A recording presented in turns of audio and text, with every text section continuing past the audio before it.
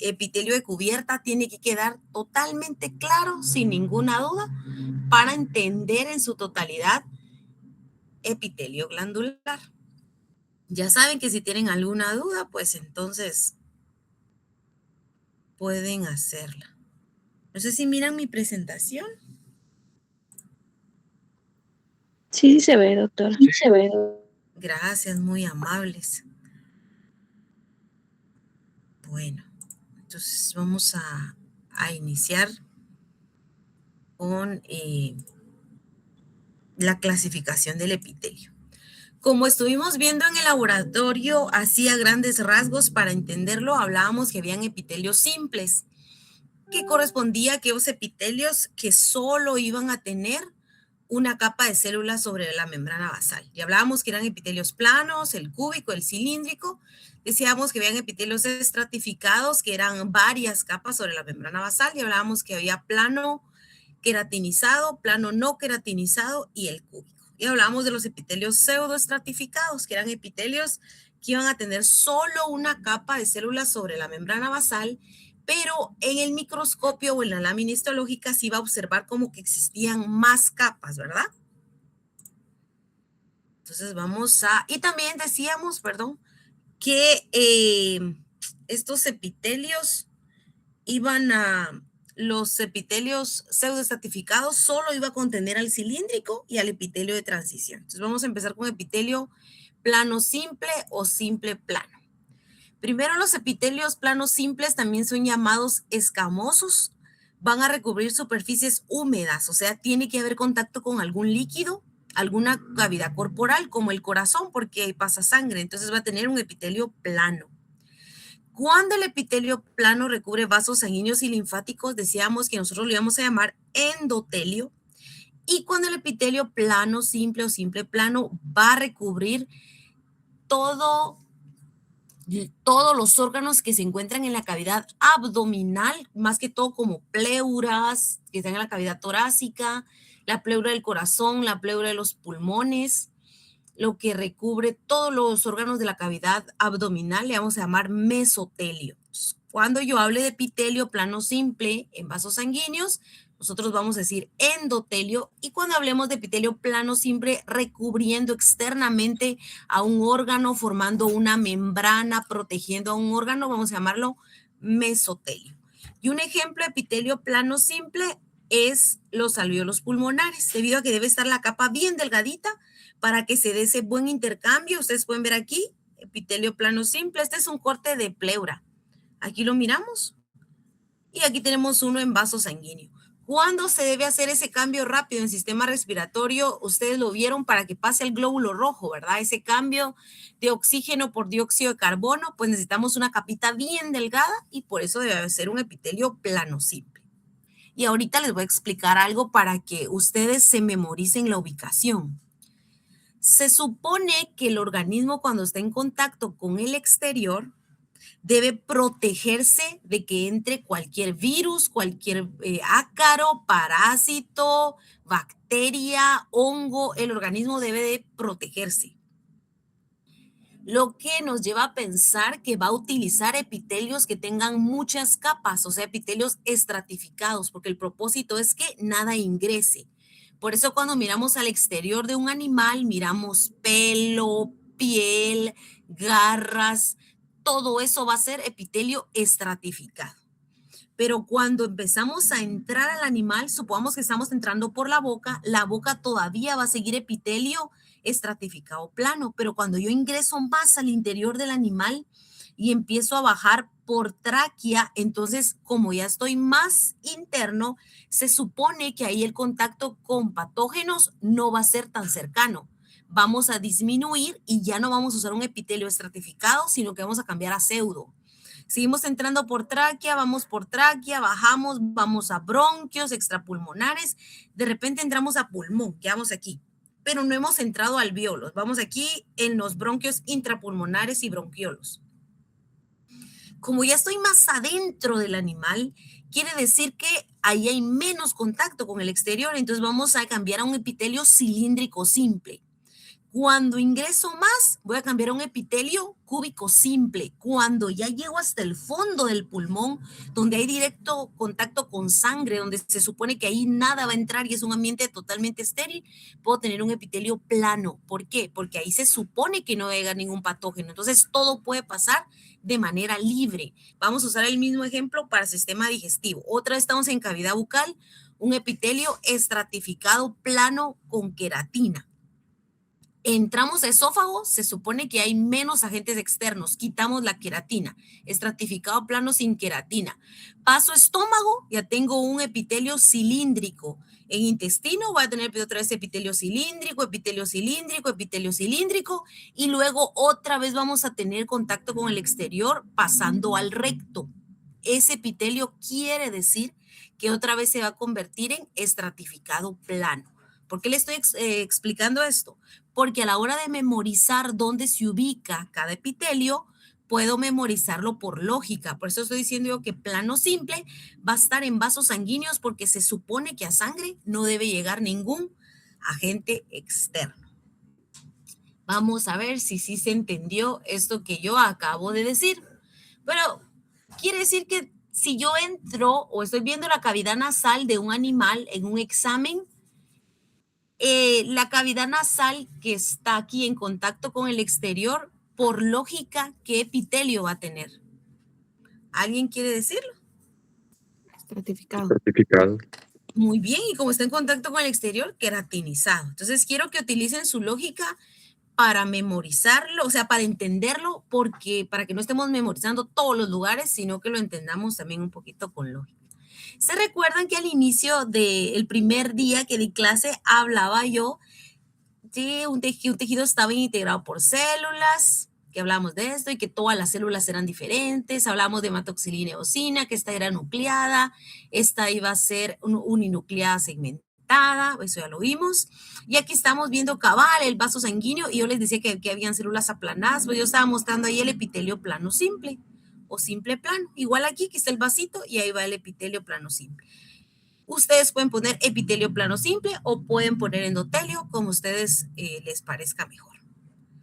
Aquí estamos viendo nosotros una pleura y miren, ahí va el epitelio, plano simple o simple plano. Vamos a regresar al epitelio cúbico. Los epitelios cúbicos, quiero que esto lo apunten, lo subrayen, casi siempre yo los voy a encontrar en una estructura que sea de una forma redonda, como un cilindro. Van a estar en cosas así, miren, y va a tener esta formita como redonda en los cortes histológicos. La mayoría de veces, como un 95% de las veces, cuando yo observo el 95%, porque hay una excepción, de veces aquí casi siempre es cúbico, ya sea cúbico simple, o sabemos que cúbico con microvellosidades o cúbico con cilios. Bueno, el epitelio cuboidal simple o cúbico simple es una sola capa de células sobre la membrana basal que el ancho y el alto son aproximadamente iguales, o sea, no totalmente iguales. Y nosotros cabal mirábamos este ejemplo en el laboratorio y lo observamos en el riñón, donde también lo vimos en el ovario, en los folículos. Y miren lo que dice aquí, las glándulas en su mayoría tienen epitelio cúbico simple. El 95% de las veces, no todas, pero casi todas tienen epitelio cúbico simple, y los plexos coroideos del cerebro son los que producen el líquido cefalorraquídeo, o sea, el líquido cerebral. Lo van a producir unas celulitas así cúbicas como estas, que van a producir ese líquido que mantiene la nutrición cerebral. Y aquí está. Este es el más fácil, ¿verdad? Y miramos la célula cuadradita, un núcleo bien redondo característico, epitelio cúbico simple.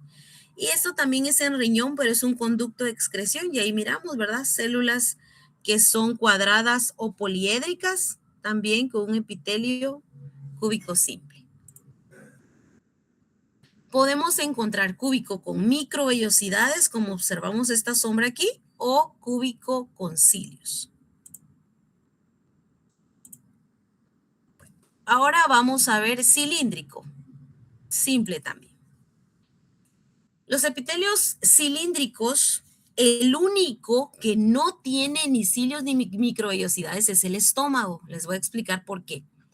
Porque se supone que las microvellosidades es para absorber. Queremos absorber algo las microvellosidades que el organismo no quiere perder, no que quiere, de alguna forma va a salir y lo quiero traer de regreso.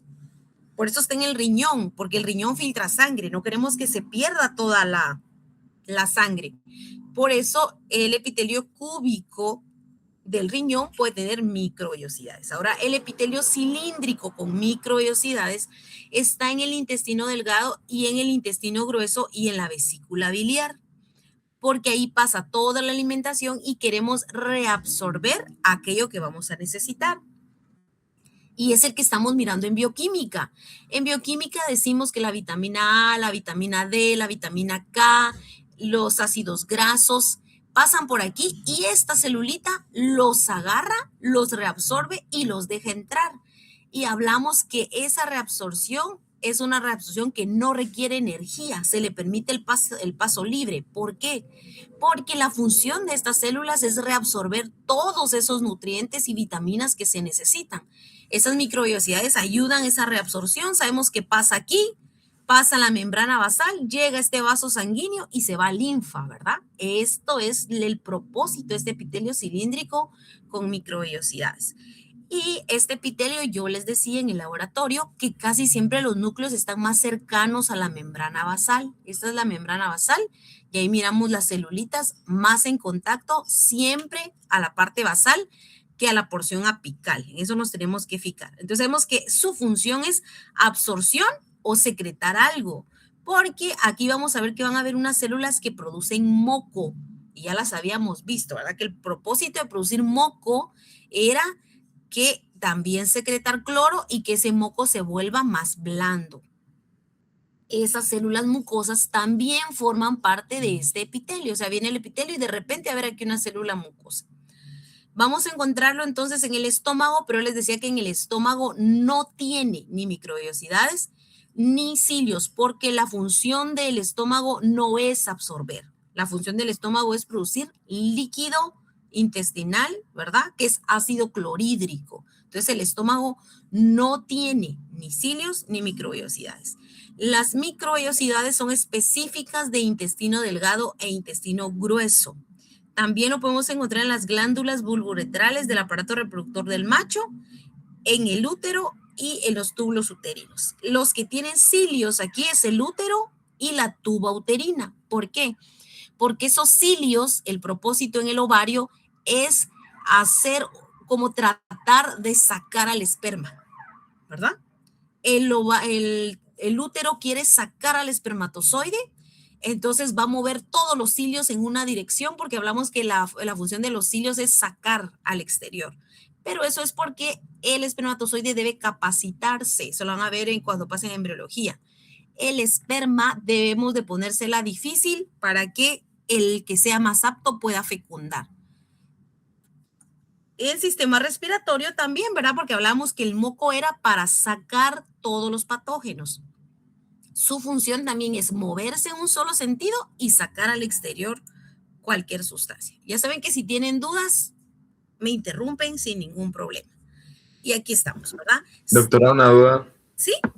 Entonces, cilios es para como expulsar ciertos agentes, pero Sí. las microvellosidades son para absorción.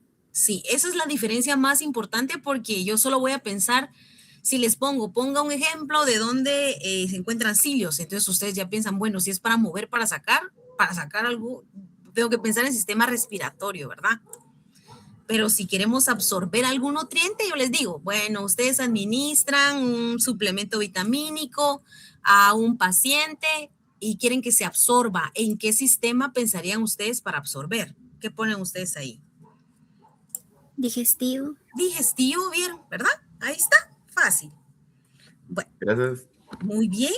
Yo lo que quiero es que ustedes lo comprendan y no memoricen todo el documento, que vieron que está un poquito largo.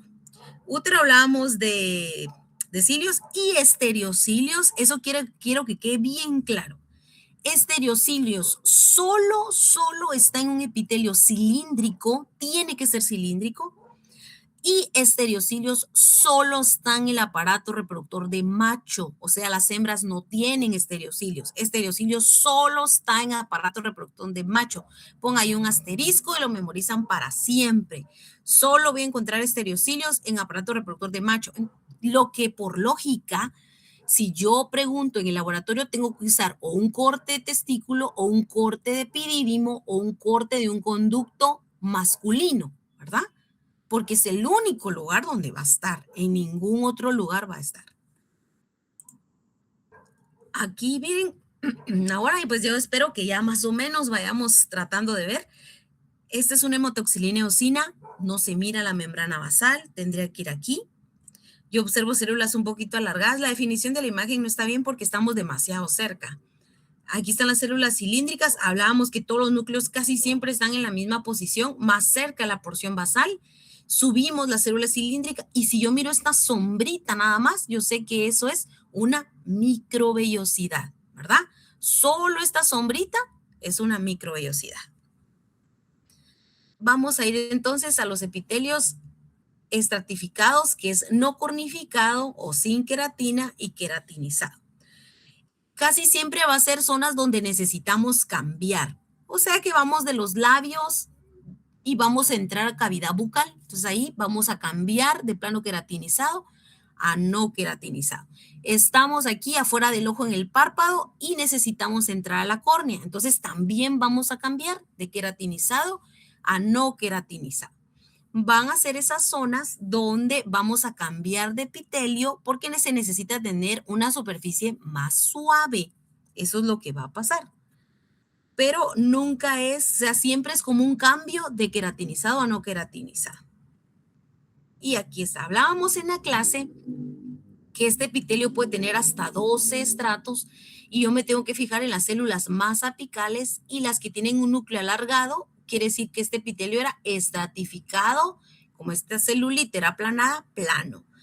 Y cuando era queratina, yo tenía la opción o la buena suerte de que la lámina siempre iba a separar la queratina. Entonces ahí tenemos estratificado plano sin queratina y con queratina.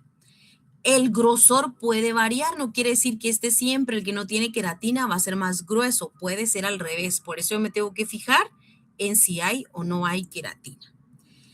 Y en el laboratorio estuvimos viendo los diferentes estratos. Decíamos que aquí estaba la membrana basal y estas celulitas que tenían en este caso pigmentación iban a ser las células basales, ¿verdad? Luego pasamos al estrato espinoso. ¿Por qué sucede esto? Porque los epitelios no tienen vasos sanguíneos.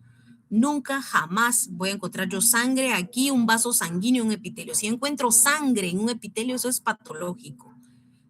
Porque aquí hay un globulito rojo, la nutrición va a llegar al epitelio por difusión simple.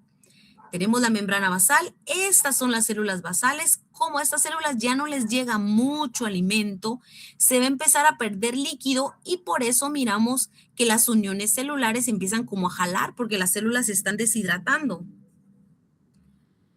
Lo que sucede con eso es que se crean esas como espinitas que ustedes miraban, todos estos caminitos, lo que nos habla del estrato espinoso.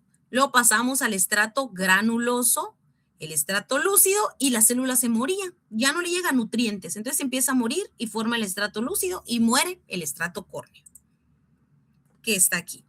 Voy a señalar dónde iría la membrana basal. La membrana basal va por aquí, por todo esto.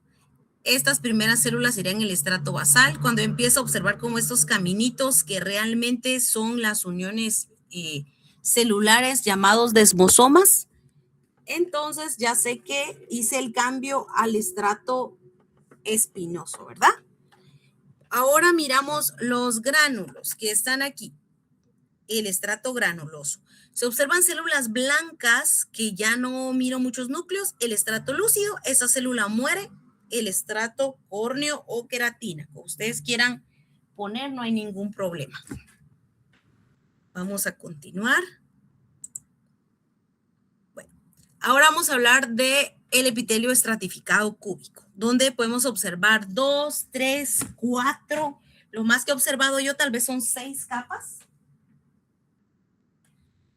Y esto nos vamos a fijar porque las celulitas de aquí arriba, tal vez no mucho en la forma, en el estratificado cúbico. Nos vamos a enfocar en que estos núcleos sean bien redonditos, los que están en la porción apical, ¿verdad? Que esos sean redonditos, esa es la clave. Lo podemos encontrar en la uretra, en áreas donde yo necesito cambiar de epitelio. Voy a poner aquí un ejemplo. Supongamos que estamos en un área donde necesitamos sí o sí cambiar de epitelio. El que tenemos ya no sirve. Ahí voy a usar un epitelio estratificado cúbico porque debe cambiar. Todos vamos a pensar aquí en el ojo y sabemos que el ojo tenemos epitelio estratificado plano con queratina de la piel. Si el ojo pasa a córnea, o sea que ahí sigue estratificado plano sin queratina, pero de repente ahí está la membrana palpebral o tercer párpado, que es lo que los gatos, las serpientes, los perros se pueden mover y como cubrir el ojo. Esa membrana casi siempre va a tener, necesito cambiar de epitelio, pero no me sirve cambiar de plano a plano, es un epitelio totalmente diferente. Entonces ahí el organismo casi siempre va a usar estratificado cúbico. No en todas las especies, puede cambiar también usar uno de transición, pero va a cambiar en un lugar donde el tipo de epitelio que traemos ya no nos funciona y debe ser un cambio rotundo a otro. En esos lugares vamos a encontrar. Y aquí tenemos, ¿verdad? ¿Se recuerdan que acabo de decir algo de los epitelios cúbicos, que siempre los encuentro en estructuras que son como muy bien, cilíndricas o redondas? Miren, eso se aplica tanto para cúbicos simple como para cúbico estratificado. Miramos todos estos estratos, ¿verdad? Si miramos aquí, miren, dos, este es estratificado cúbico. Si alguien pone ahí cúbico simple, aquí miro que hay una y aquí hay otras, ¿verdad? Estratificado cúbico. Vamos entonces a los pseudos, que son a veces con los que tienen problema porque como que cuesta el ojo acostumbrarse y no confundir con los estratificados. Primero, fijémonos que cilíndrico no hay estratificado. Transición, hablábamos que era un epitelio único de sistema urinario. Solo va a estar en sistema urinario. Vamos a empezar con los pseudocilíndricos. Primero, los epitelios cilíndricos pseudoestratificados van a tener siempre o cilios o estereocilios. Siempre. Vamos a encontrar ciliado que va a tener células que producen moco o células caliciformes. Siempre va a ser un epitelio pseudoestratificado, cilíndrico, con células caliciformes. Y esto se va a encontrar en la cavidad nasal, tiene que ver con sistema respiratorio, senos paranasales, o sea, aquí en la nariz, nasofaringe, tráquea y bronquios. O sea, todo sistema respiratorio tiene epitelio pseudoestratificado, cilíndrico con cilios.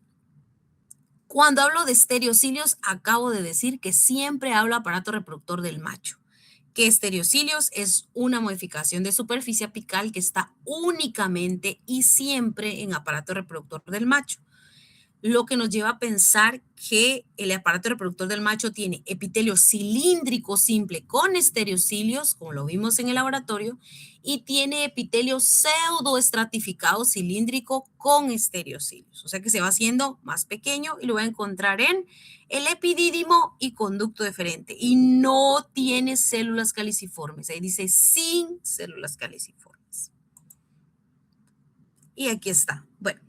Este epitelio decíamos que se observa como que fueran muchas capas, pero no es verdad porque todas las capas, todas las células tienen, contacto con la membrana basal, todas, ¿verdad?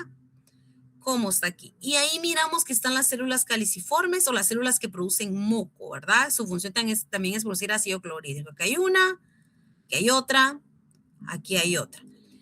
La mayoría de núcleos se observan más a la porción basal que a la porción apical. Y miramos que en toda esta sección de arriba, si dividiéramos el epitelio en tres, aquí sería 1, 2 y 3, sabemos que 2 de esas terceras partes están llenas de núcleos y esta última casi nunca hay núcleos. Es una forma de identificar. Y epitelio de transición. Hablamos que era un epitelio que se llama transición porque debe transicionar o cambiar de forma, porque va a estar en vejiga urinaria, uréter y uretra. Es un sistema que tiene líquido. Debe poder cambiar de forma porque puede acumular mucho líquido o poco líquido. Por eso se llama de transición, puede transicionar y cambiar de forma. Lo reconocíamos porque iba a tener estas células gigantes en la porción apical y también iba a tener una sustancia que iba a proteger al epitelio del pH de la orina. O sea, estas células iban a secretar sustancias, que eso lo vamos a ver cuando pasen a ver sistema urinario, que es lo que secretan aquí para protegerse. Y los epitelios que iban a ser sensoriales, los especializados como el olfato, el gusto, el oído, la visión, pero eso lo vamos a ver en la histología 2. Y aquí estamos, ¿verdad? Tenemos epitelios simples como el plano, el cúbico, el cilíndrico y el cilíndrico con cilios o microvellosidades. Tenemos los pseudo, ¿verdad? Que son pseudos, hablamos de que siempre son cilíndricos. Siempre un pseudo va a ser cilíndrico y tiene solo cilios y estereocilios. Luego pasamos a hablar de los planos, ¿verdad? Que tenemos sin queratina y con queratina. Luego teníamos, mire, esto está malo, no se van a fijar ahí. Tenemos el cúbico estratificado y transición. Bueno, en esta presentación que vamos a subir el día de hoy, hay un ejercicio para que ustedes practiquen. Ahí vienen y ustedes los van a resolver y en la siguiente clase yo voy a dar las respuestas. El propósito es que ustedes empiecen a practicar qué epitelios observan. En el examen corto teórico del día miércoles va a venir una, y miren, hasta les digo, va a venir una imagen de un epitelio. Entonces ahí los practican para poder identificar. Miren este qué bonito. Ahí se mira, ¿ve? Que es un pseudo. Si es pseudo, cilíndrico. Miren, no hay núcleos en esta porción. Todos están hacia aquí. Núcleos. Y miro todo eso ahí que es grande como pelitos. Pseudo estratificado, cilíndrico con estereocilios. ¿Hay alguna duda de este tema? Todo está claro. Yo, doctora, no. Bueno, ¿cuál es la duda? Yo tengo una duda. ¿Puede regresar a la imagen anterior? Disculpe. Ahí está. Ajá, ¿Sí? ese es pseudoestratificado porque los núcleos de las células se ven que están uno arriba y otro abajo, ¿verdad? Sí, ajá. Muy bien. Ah, ok. Sí, esa era la duda. Bueno, Gracias. ¿está bien? ¿Alguien tiene otra duda? No. Espero que esté al 100, pues. Ahora vamos a cambiar entonces de tema, como todo está claro. Y vamos a hablar entonces de epitelio glandular. Bueno, cuando empezamos a hablar de este tema, decíamos que sí pueden ver la pantalla. Sí pueden ver que estoy aquí con unos dibujitos. Sí, doctora. Sí, Sí, doctora. Ah, bueno, gracias. Mire, esto es porque a veces estar viendo la presentación uno como que se pierde, ¿verdad? Aquí estamos. Cuando decíamos nosotros que el tejido epitelial se iba a dividir en dos tipos, que era epitelio de cubierta y revestimiento, ¿verdad?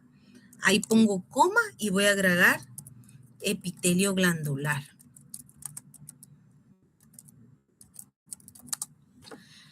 Según lo que acabamos de ver nosotros, decíamos que el epitelio de cubierta o revestimiento siempre está revistiendo órganos interno y externo. Y que este epitelio lo puedo clasificar yo, uno, según el número de células, si el epitelio va a tener solo una capa, si va a tener muchas capas, si como que tiene una, pero se mira como que muchas. Y también lo voy a clasificar dependiendo qué forma tiene esa célula. Si esa célula es plana, es cúbica, es cilíndrica. El siguiente punto es si hay o no modificaciones de superficie apical, ¿verdad? Si habían cilios, estereocilios, microvellosidades. Ahora, cuando yo hablo del epitelio glandular, que es un tipo o sea, pertenece a tejido epitelial, Aquí también yo voy a hacer una clasificación, pero esta clasificación va a ser un poco diferente porque estoy hablando de una glándula. Pongan atención porque este es el tema que no le gusta a nadie. Entonces pongan atención. Espero que esta vez sea un poco diferente. Vamos a empezar aquí. Bueno, lo primero que yo me tengo que recordar, o voy a poner aquí la clasificación 1, es que al ver las glándulas hay dos tipos de glándulas. Primero, si la glándula lo que produce es una hormona, o sea, ustedes ya vieron un poquito de hormonas, ¿verdad? Ya vimos un poquito de lo que hace la testosterona, lo que hace los estrógenos. Esas hormonas van a sangre. Si lo que produce esta glándula va a sangre, entonces esa glándula es endocrina, ¿verdad? El producto queda adentro, endo siempre es adentro, siempre, endo. Si lo que produce la glándula, en este caso, va afuera del organismo del animal, exo es afuera, de excretar, entonces esa glándula va a ser exócrina. Para ahorita, la histo 1, voy a cambiar el pincel. Para la histo 1 yo voy a hablar solo de glándulas exócrinas, solo eso. Endocrinas lo vamos a ver en la 2. Entonces la primera clasificación glándula exócrina es para la histo 1. O sea, todas las que voy a dar ahorita, todas son exócrinas, que es la primera clasificación. Y va hacia afuera, yo siempre les digo, estas glándulas son las que producen cosas feas en su mayoría. Son las que producen sudor, las que producen sebo, cerumen, moco, todo eso son exócrinas, tiene que salir del animal. Bueno, ahora por lógica, ¿la leche sale del animal? Sí. Entonces, la glándula mamaria, ¿qué tipo de glándula es? Según la primera clasificación. Alguien, ahí. Exócrina. Exócrina, ¿verdad? Lo primero, ustedes me dicen que esa glándula es exócrina, es lo primero que tenemos que saber. Vamos, pues. Entonces, aquí le vamos a poner clasificación 1. ¿Hacia dónde va? Esta es la 1, lo que produce. Pues apunten ahí en su cuaderno, no sé si están apuntando o no, pero vamos a poner 1 aquí. ¿Hacia dónde va lo que produce? Ese es el primer concepto. Ahora vamos con la número 2, clasificación número 2. Esta es la glándula. Yo sé que de aquí en adelante solo son exócrinas. Las glándulas, miren, aquí está el epitelio, aquí está la membrana basal. Si la glándula está dentro del epitelio, como esta que está aquí, entonces ustedes miran ahí por lógica que la imagen está simbolizando un epitelio pseudoestratificado cilíndrico. Miren, aquí está la membrana basal. Yo decía que la membrana basal venía y tenía dos capas, que era una lámina basal y una lámina reticular. Bueno, ahí está, la membrana basal. Todas las células tienen contacto con la membrana basal, pero unas suben y unas se quedan aquí abajo. Entonces eso quiere decir que es pseudo. Y esa celulita es cilíndrica, pseudoestratificado cilíndrico, y ahí tiene cilios. Entonces esta es la imagen que representa el epitelio pseudoestratificado cilíndrico ciliar. Y aquí observo yo una célula que es una glándula, y en medio del epitelio. Si esta glándula está dentro del epitelio, entonces es una glándula intraepitelial. Yo digo, está ahí metida dentro del epitelio. Pero ahora miremos esto. Viene aquí el epitelio, miren, es un epitelio como que, no sé si está simbolizando cúbico, cilíndrico, pero ahí va el epitelio y de repente no continúa, ¿verdad? Porque el epitelio tendría que continuar aquí. Miren, ahí tendría que seguir, pero no continúa y se pierde esa consecutividad del epitelio. Cuando eso pase, nosotros vamos a decir que estas glándulas que no siguen, sino que se meten en el tejido subepitelial o en el tejido que está debajo del epitelio, nosotros vamos a hablar de glándulas extraepiteliales. Entonces, la clasificación número 2 es, ¿está adentro del epitelio o afuera del epitelio? El concepto es, la clasificación número 2 es, ¿dónde se ubica la glándula en relación al epitelio? ¿Cuál era la 1? ¿Hacia dónde va lo que produce la glándula? ¿Va hacia afuera o va hacia sangre? La clasificación número 2 es en dónde se ubica la glándula en relación al epitelio. ¿Está dentro del epitelio intraepitelial o está fuera del epitelio extraepitelial? Voy a aprovechar esta imagen para explicar la clasificación número 3. La clasificación número 3 es que ustedes me van a decir cuántas células tiene esa glándula. Vale, entonces esta glándula que está aquí, que hace que es intraepitelial, ahí está metida en el epitelio intraepitelial, aquí está formada de una única célula. Entonces esa glándula es unicelular, intraepitelial, pero esta que está aquí, que es extraepitelial, miramos, aquí vamos a poner la línea, esto es epitelio y esto es epitelio de cubierta, esto es epitelio glandular. Miramos que esa glándula está llena de celulitas, ¿verdad? Entonces, esta glándula es una glándula extraepitelial, pluri o multicelular. Perdón, voy a buscar dónde está escribir. Aquí está. Esta es multicelular. O ustedes pueden decir pluricelular. Esa sería la clasificación, en realidad el número de células, la clasificación número 3. Número de células. La clasificación número 2 era ubicación. En relación, ubicación con el epitelio. ¿Está dentro del epitelio o está fuera del epitelio? ¿Hay alguna duda ahí o todo está claro? Doctora, disculpe, ¿será que podría repetir la ubicación de la extraepitelial? Sí, no vayan a... Hoy sí hay que poner atención. No pueden estar yendo a tomar agua o al baño. Pongan atención, pues. Aquí, extraepitelial quiere decir que no está dentro del epitelio, sino que forma un conducto y está metida en el tejido subepitelial. Está metida en el tejido que está debajo del epitelio.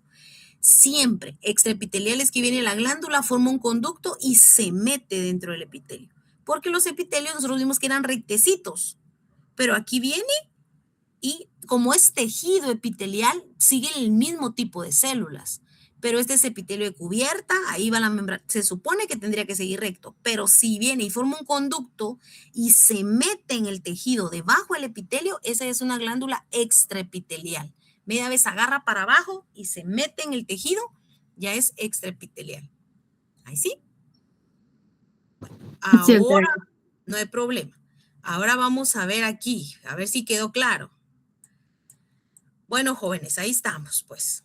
Ya vimos que tanto esta como esta, la clasificación número 1, yo digo, esa glándula es, según la clasificación número 1, vamos a poner aquí 1, sale más o menos, sabemos que es exócrina. Igual aquí, para esta, la clasificación número 1 es exócrina. ¿Por qué?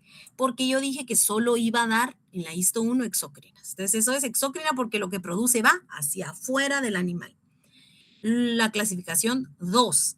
La clasificación número 2, según lo que vimos aquí, era que nosotros teníamos que decir si esa célula estaba, cómo se relacionaba con el epitelio. ¿Está dentro del epitelio o está fuera del epitelio? Entonces ahí todos miramos que está dentro. Entonces es una glándula exócrina intraepitelial. Y esta también, exócrina intraepitelial.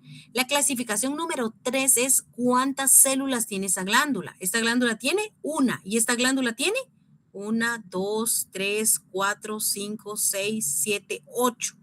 ¿Cuál es el nombre de esta glándula según lo que ahorita estoy dando? Entonces, esta glándula es una glándula exócrina. La otra es intraepitelial. Y la última es unicelular. Pero el nombre de esta glándula es exócrina, la clasificación número 1. La 2 también es intraepitelial. Pero la clasificación número 3, esa glándula es multicelular. ¿Verdad? Quedó claro para todos. Estas son las primeras clasificaciones. Tiene que estar, pero claro, claro, claro. Voy con la clasificación número 4. La clasificación número 4 es que ustedes, esta glándula yo sé que produce algo, ¿verdad? Lo está produciendo. Y eso que produce va al exterior porque es exocrina. Ahora ustedes me van a decir cómo sale lo que produce. Esa es la clasificación 4. ¿Cómo sale lo que está produciendo? Bueno, Si lo que sale son pequeñas gotitas, así como aquí, miren, la glándula produce así gotitas. Si es gotitas, ustedes van a decir que esa glándula es merocrina. Aquí dice merocrina, que el producto que sale al exterior es en forma de pequeñas gotitas. La siguiente es que ustedes me van a decir que si lo que produce es la mitad de la célula. Miren, aquí va una porción de la célula se desprende. Si es una porción, una parte del citoplasma, ustedes me van a decir que esa glándula es apócrina. Ahí, apócrina. Ahora, si lo que se produce, miren, es toda una célula ahí, o sea, se desprende la célula, se muere y ese es el producto. Entonces, esa glándula es holocrina. Clasificación 4. ¿Cómo sale lo que produce la célula? ¿Eso sale en gotas? ¿Eso sale en citoplasma, la mitad del citoplasma? ¿O son células lo que se va a producir? Células muertas. Si lo que sale son gotitas, la glándula es merocrina. Si lo que sale es parte del citoplasma, es apocrina. Si lo que sale es toda una célula muerta, es holocrina. ¿Ustedes creen que el sudor huele bien o huele mal? Por lógica, huele mal. Entonces, el sudor va a llevar parte de citoplasma y ese citoplasma, o sea, parte de una célula y ese citoplasma se muere. Por eso es de que hay mal olor, porque va ahí ese líquido, viene y se muere. Holocrino va a ser cuando nosotros necesitamos que el producto que se va a secretar venga y tenga cierta consistencia un poco más dura, holocrino. Entonces vamos a secretar células para que esa densidad sea más grande. ¿Quedó claro esta clasificación? ¿Cómo sale lo que produce la glándula? ¿Quedó claro? Sí. Bueno, voy a regresar aquí entonces. Y aquí miro yo que esta glándula está secretando como gotitas, ¿verdad? El moco sale en vesículas. Entonces voy a agregar aquí que es una glándula exócrina, intraepitelial, multicelular y voy a agregar aquí merocrina. ¿Verdad? Ahora miro yo aquí que esta glándula como que se está dividiendo, miren, se está dividiendo. ¿Por qué entra en esa división? Porque necesita formar una célula nueva y esta célula viejita va a morir. ¿Cómo se llama eso? Cuando las células mueren. Eso es holocrino. Para ahí vamos, exócrina, intraepitelial, multicelular, holocrina. Vamos a la siguiente clasificación. La siguiente clasificación ya sé, uno es hacia dónde va lo que produce, que es exócrina y endocrina. La segunda, dónde se ubica en relación al epitelio, intraepitelial o extraepitelial. La clasificación número 3, número de células, unicelular, multicelular. Clasificación número 4, cómo sale lo que produce, merocrino, holocrino, apócrino.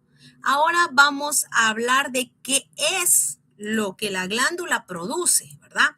Van a haber glándulas que produzcan moco, van a haber glándulas que produzcan enzimas y glándulas mixtas, ¿verdad? Que producen un poco de moco, un poco de enzimas. Y tenemos glándulas que producen sebo. Y las que producen sudor, o sea, las glándulas oríparas, entran en esta clasificación de glándula mixta. Porque sacan diferentes iones en forma cerosa con enzimas y también sacan un poco de moco para la densidad. Entonces, las glándulas sudoríparas entran en esta clasificación.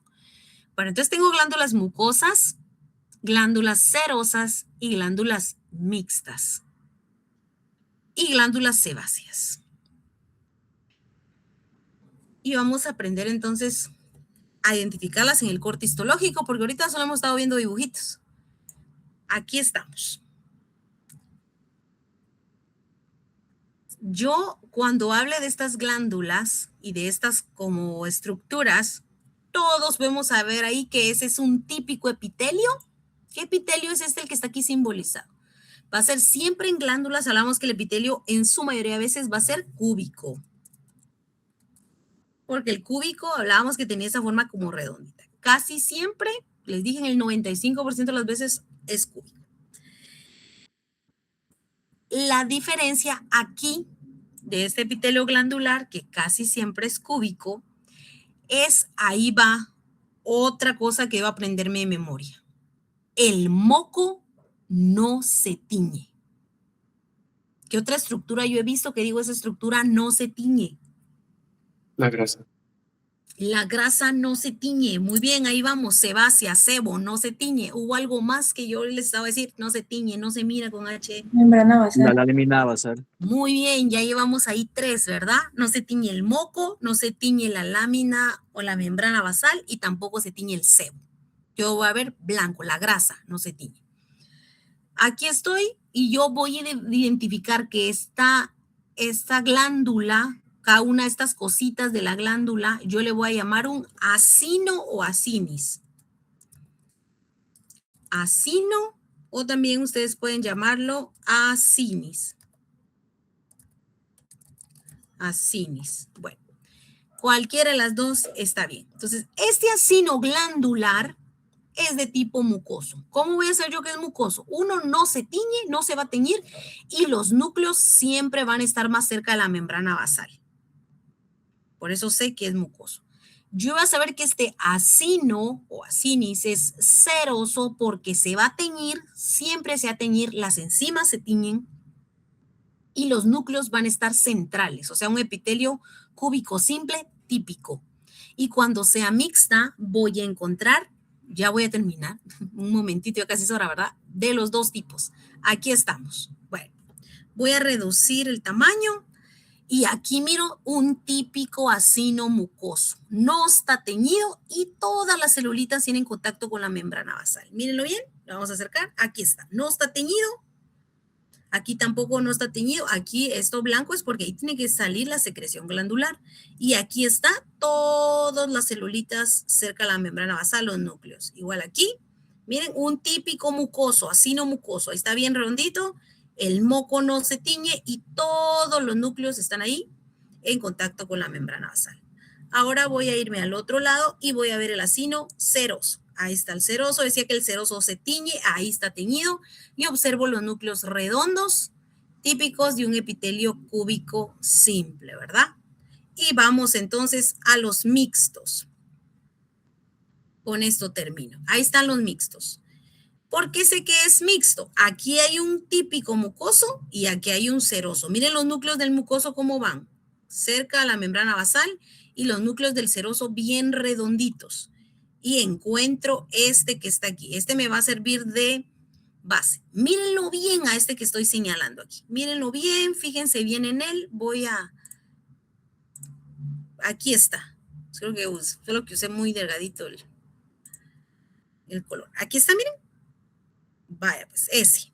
Si ustedes pueden ver aquí, tiene la mitad serosa y la mitad mucosa.